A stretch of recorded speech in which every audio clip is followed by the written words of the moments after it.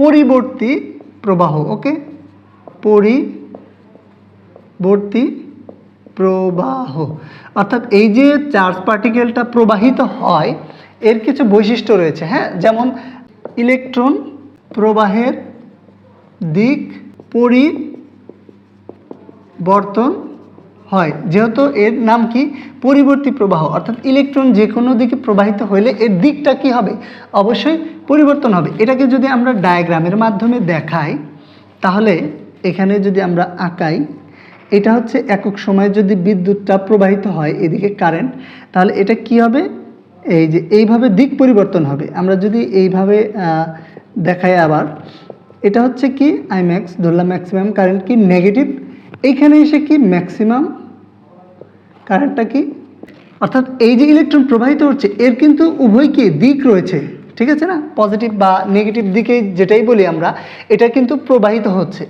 কিন্তু ডিসি অর্থাৎ direct current, ওকে, অর্থাৎ এটা কি একমুখী প্রবাহ, একমুখী প্রবাহ। তার মানে বোঝাই যাচ্ছে কি কারেন্ট কি হবে, যে কোনো একটা দিকে প্রবাহিত হবে।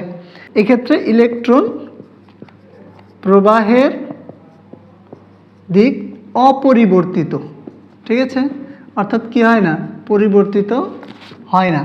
এটাকে যদি আমরা ডায়াগ্রামের মাধ্যমে দেখি তাহলে এদিকে ধরলাম টি, এদিকে আই, তাহলে কি হবে, আমরা জানি কি ইলেকট্রন প্রবাহের হারই যেহেতু ইলেকট্রিসিটি বা বিদ্যুৎ, তো বিদ্যুতের যে ফ্লো আছে, প্রবাহ আছে, এটা কি একমুখী, অর্থাৎ তাহলে কি হবে, একই দিকে প্রবাহিত হবে, ঠিক আছে।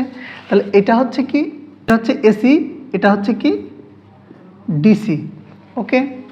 তাহলে এই আপনার চলবিদ্যুতের যে প্রবাহ রয়েছে দুইটা, এই দুইটা প্রবাহ কিন্তু পরীক্ষায় আসার মতো, হ্যাঁ, খুবই ইম্পর্টেন্ট জিনিস।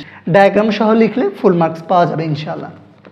ইলেকট্রিসিটির যে মৌলিক উপাদান রয়েছে কারেন্ট, ভোল্টেজ, রেজিস্ট্যান্স। এখন আমরা কারেন্টের যে বিষয়বস্তু আছে এগুলো আলোচনা করলাম।